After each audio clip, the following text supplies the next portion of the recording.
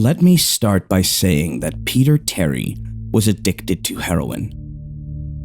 We were friends in college and continued to be after I graduated. Notice that I said I. He dropped out after 2 years of barely cutting it. After I moved out of the dorms and into a small apartment, I didn't see Peter as much. We would talk online every now and then. AIM was the king in pre-Facebook years, and there was a period where he wasn't online for about 5 weeks straight. I wasn't worried. He was a pretty notorious flake and drug addict, so I assumed he just stopped caring. Then, one night, I saw him log on. And before I could even initiate a conversation, he sent me a message. "David, man, we need to talk." That was when he told me about the NoEnd house. It got that name because no one had ever reached the final exit. The rules were pretty simple and cliche. Reach the final room of the building and you win $500. There were 9 rooms in all. The house was located outside the city, roughly 4 miles from my house.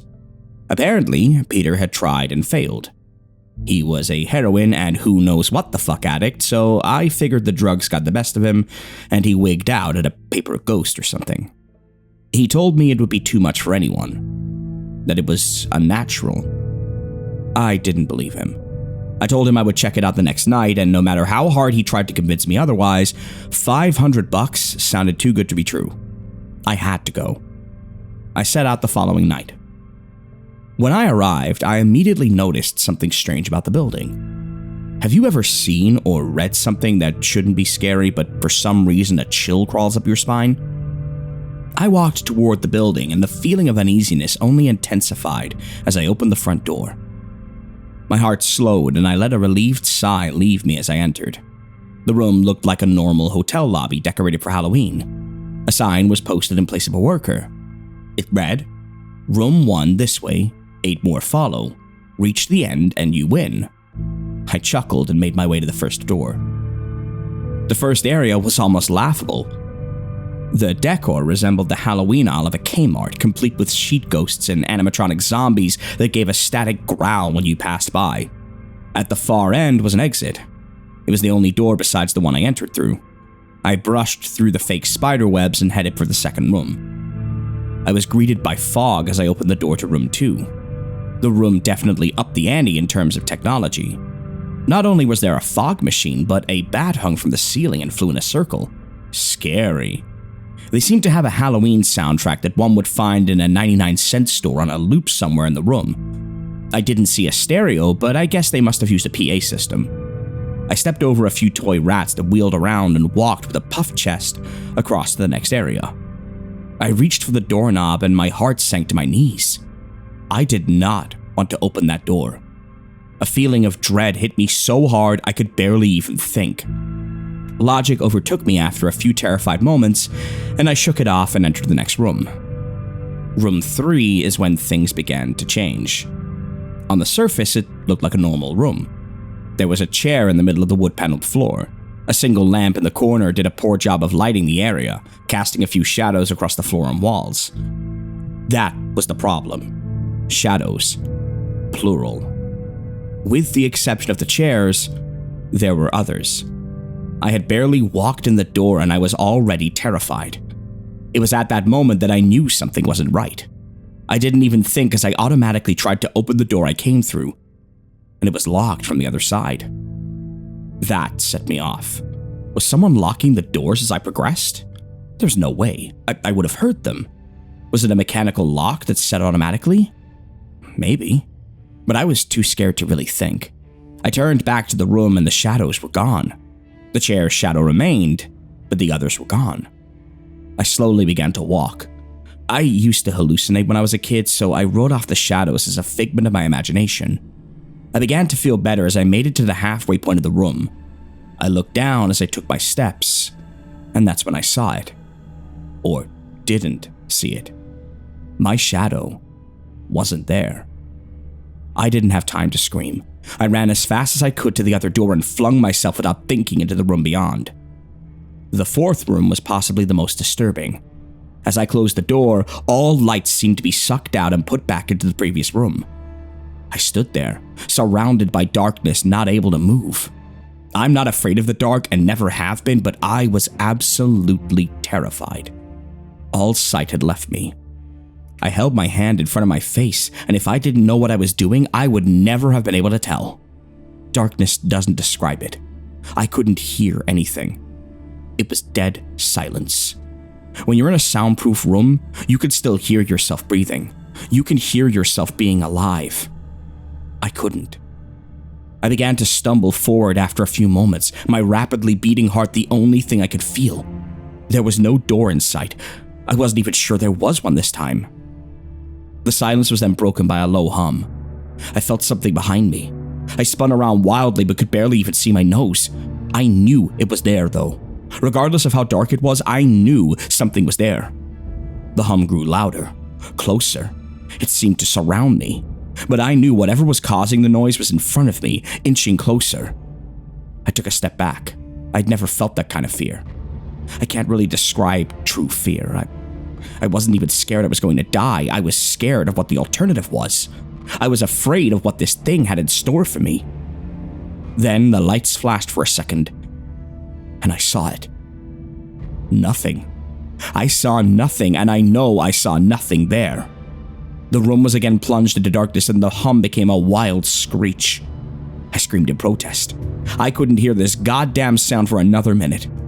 I ran backwards, away from the noise, and fumbled for the door handle. I turned and fell into room 5. Before I describe room 5, you have to understand something. I am not a drug addict. I have had no history of drug abuse or any sort of psychosis short of the childhood hallucinations I mentioned earlier, and those were only when I was really tired or just waking up. I entered the NoEnd house with a clear head. After falling in from the previous room, my view of room 5 was from my back, looking up at the ceiling. What I saw didn't scare me, it simply surprised me. Trees had grown into the room and towered above my head.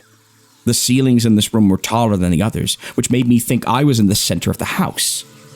I got up off the floor, dusted myself off, and took a look around. It was definitely the biggest room of them all. I couldn't even see the door from where I was. Various brush and trees must have blocked my line of sight with the exit. Up to this point, I figured the rooms were going to get scarier, but this was a paradise compared to the last room. I also assumed whatever was in room 4 stayed back there. I was incredibly wrong. As I made my way deeper into the room, I began to hear what one would hear if they were in a forest. Chirping bugs and the occasional flap of birds seemed to be my only company. That was the thing that bothered me the most. I heard the bugs and other animals, but I didn't see any of them. I began to wonder how big this house was. From the outside, when I first walked up to it, it looked like a regular house. It was definitely on the bigger side, but there was almost an entire forest in here. The canopy covered my view of the ceiling, but I assumed it was still there, however high it was. I couldn't see any walls either. The only way I knew I was still inside was that the floor matched the other rooms, with standard dark wood paneling. I kept walking, hoping that the next tree I passed would reveal the door. After a few moments of walking, I felt a mosquito fly onto my arm, and I shook it off and kept going. A second later, I felt about 10 more land all over my skin. I felt them crawl up and down my arms and legs, and a few made their way across my face. I flailed wildly to get them all off, but they just kept crawling. I looked down and let out a muffled scream, more of a whimper, to be honest. I didn't see a single bug. Not one bug was on me, but I could feel them crawl. I heard them fly by my face and sting my skin, but I couldn't see a single one.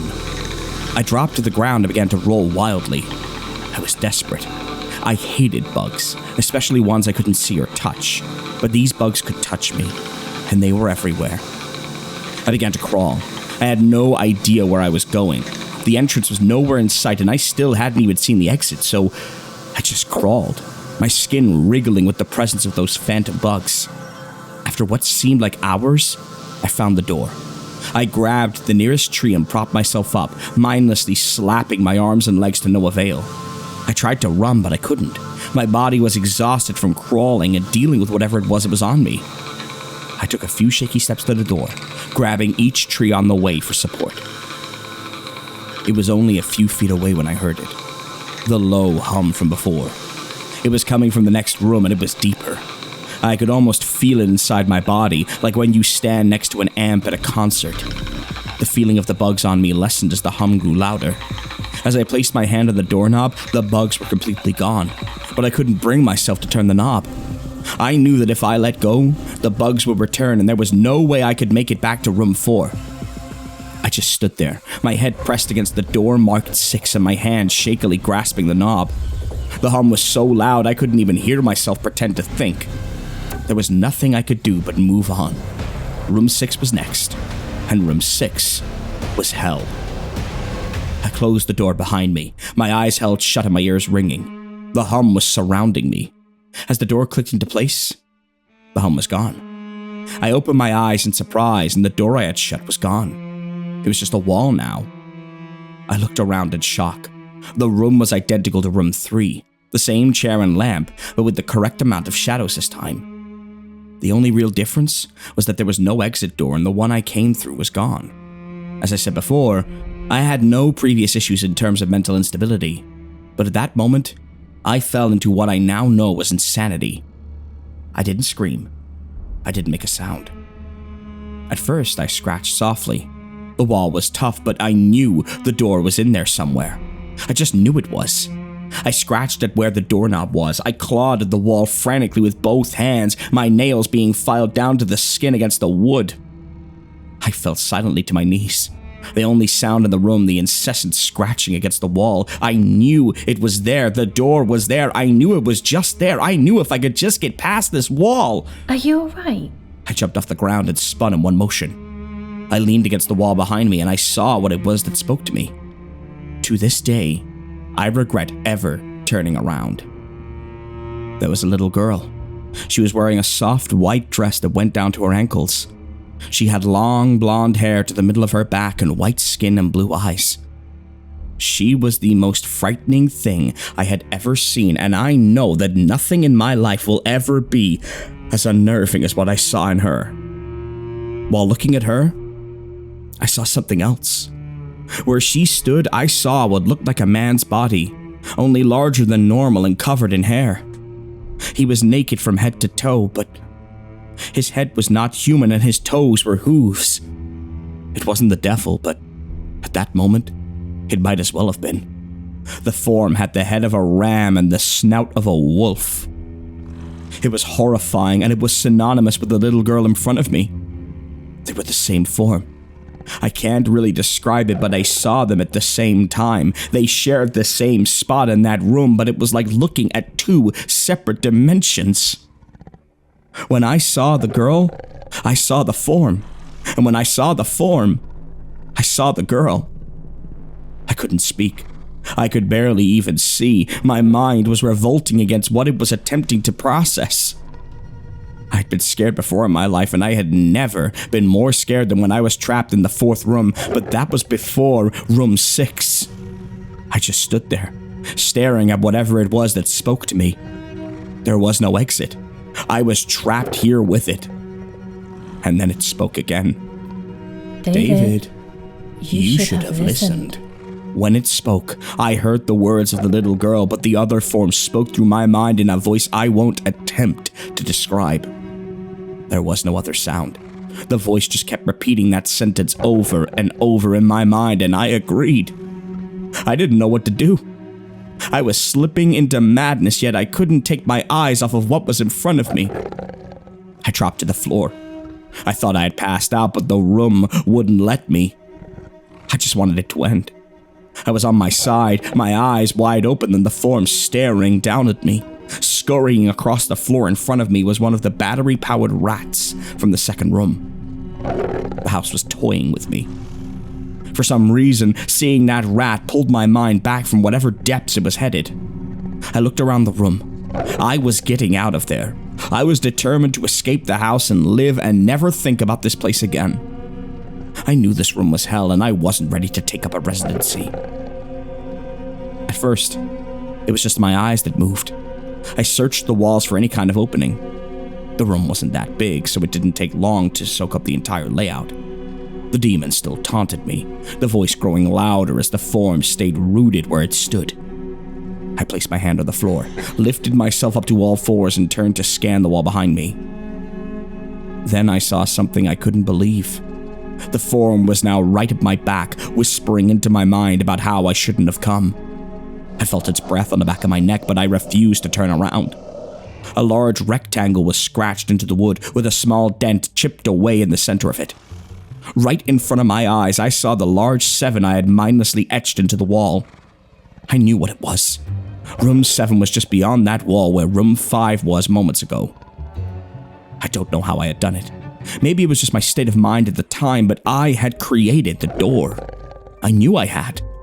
In my madness, I had scratched into the wall what I needed the most: an exit to the next room. Room 7 was close.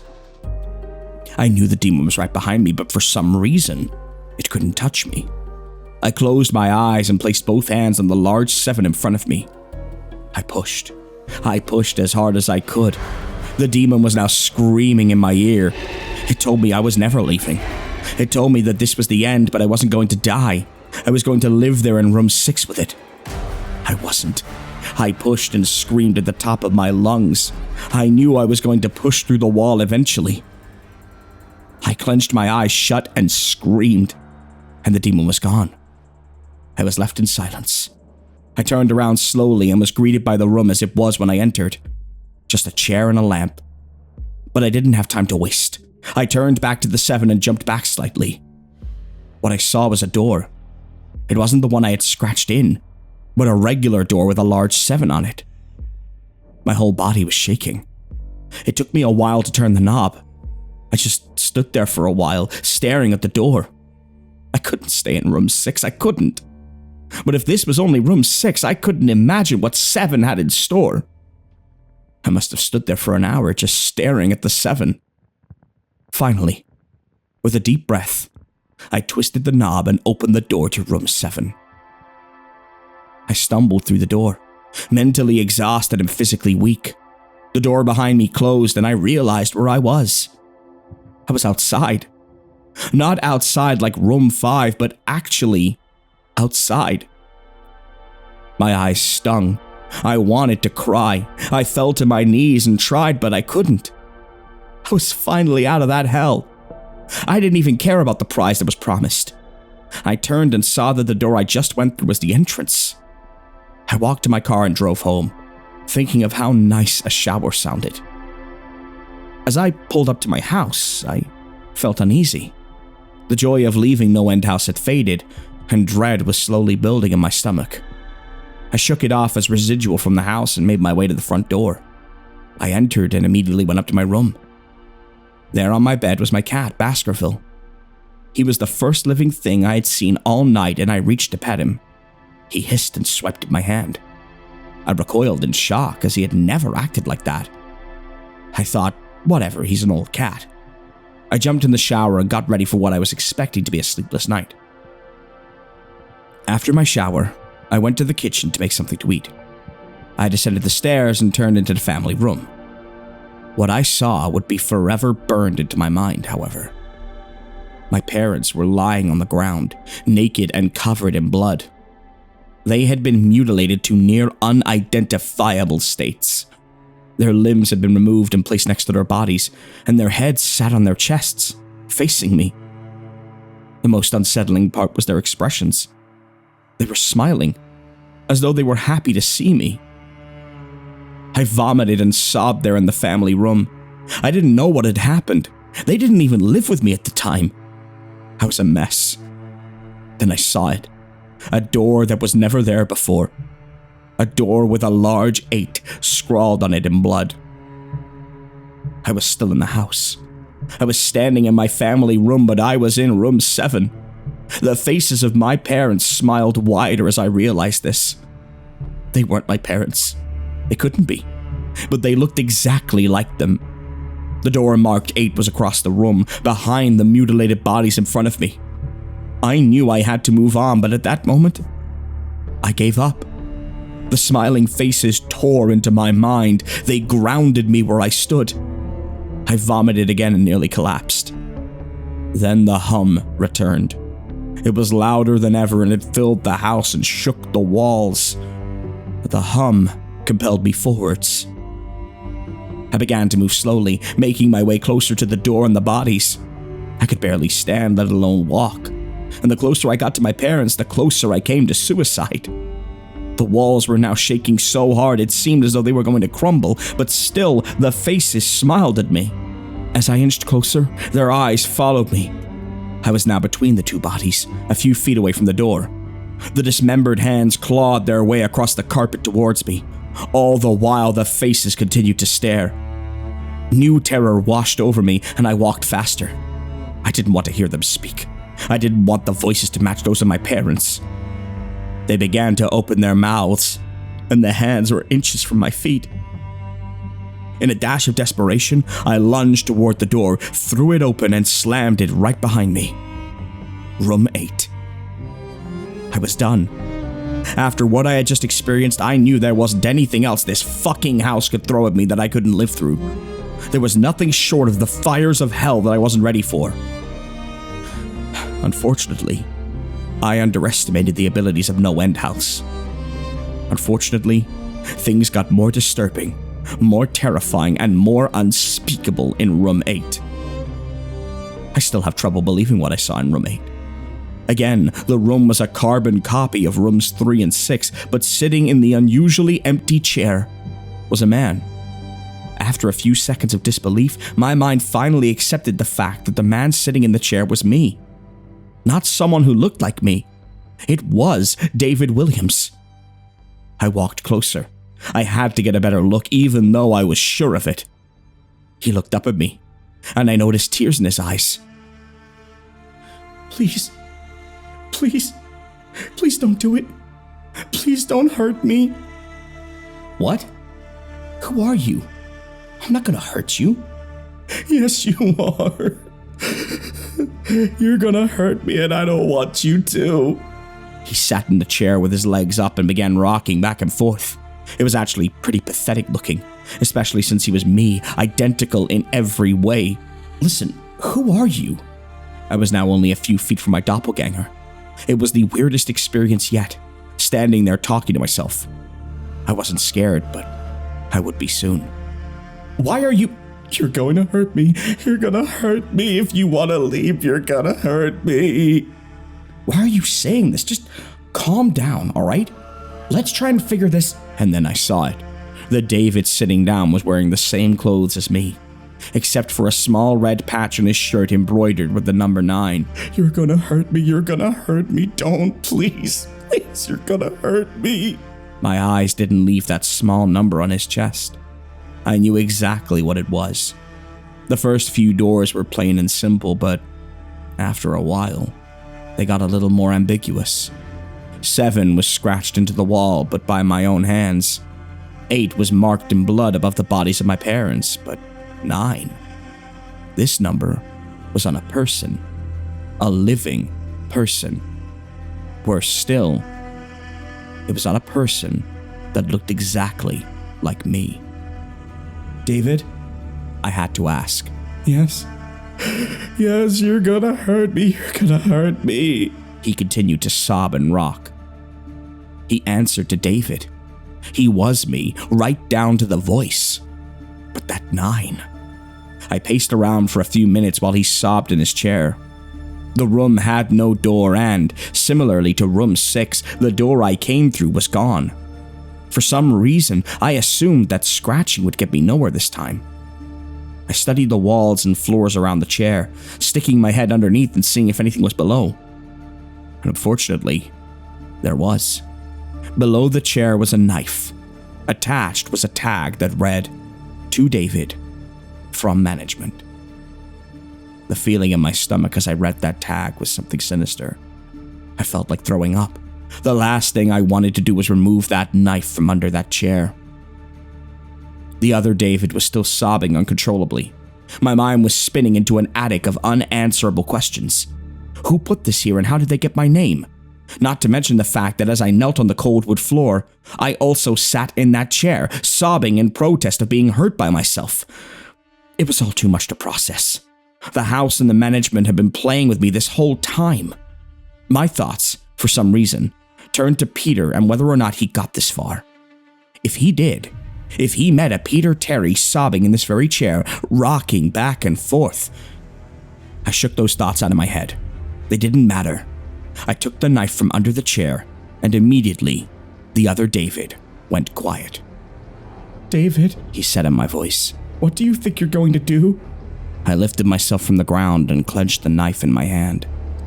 "I'm going to get out of here." David was still sitting in the chair, though. He was very calm now. He looked up at me with a slight grin. I couldn't tell if he was going to laugh or strangle me. Slowly, he got up from the chair and stood, facing me. It was uncanny. His height, and even the way he stood, matched mine.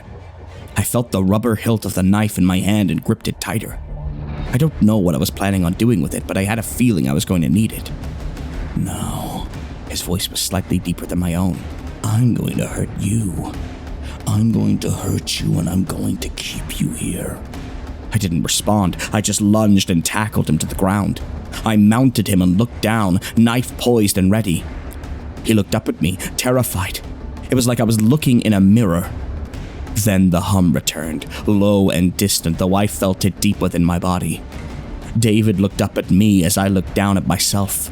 The hum was getting louder, and I felt something inside me snap. With one motion, I slammed the knife into the patch on his chest and ripped down. Blackness fell on the room, and I was falling.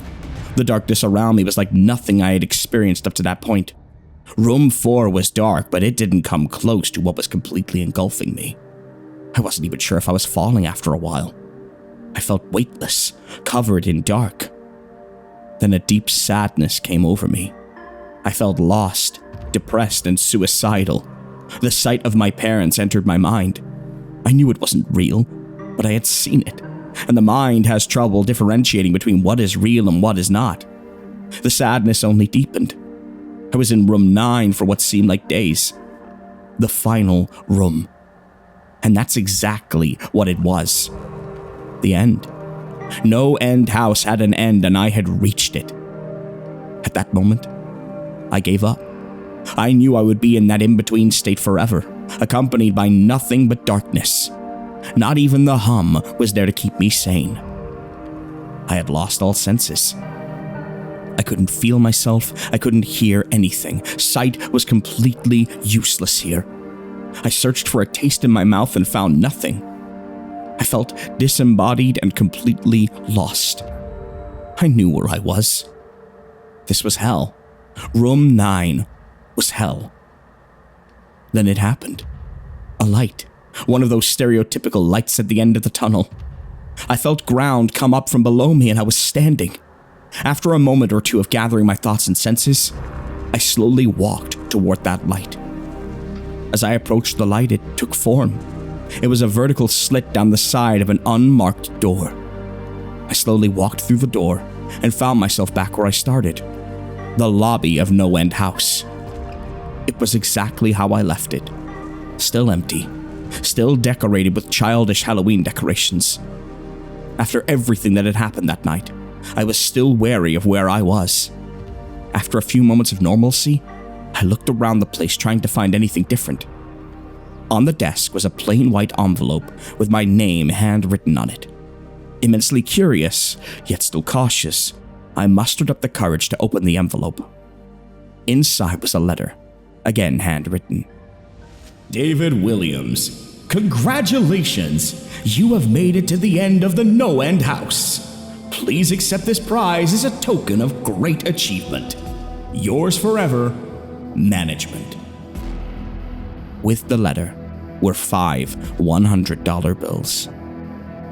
I couldn't stop laughing. I laughed for what seemed like hours. I laughed as I walked out to my car, and I laughed as I drove home.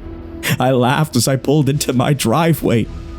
And I laughed as I opened my front door to my house, and as I saw the small 10 etched into the wood.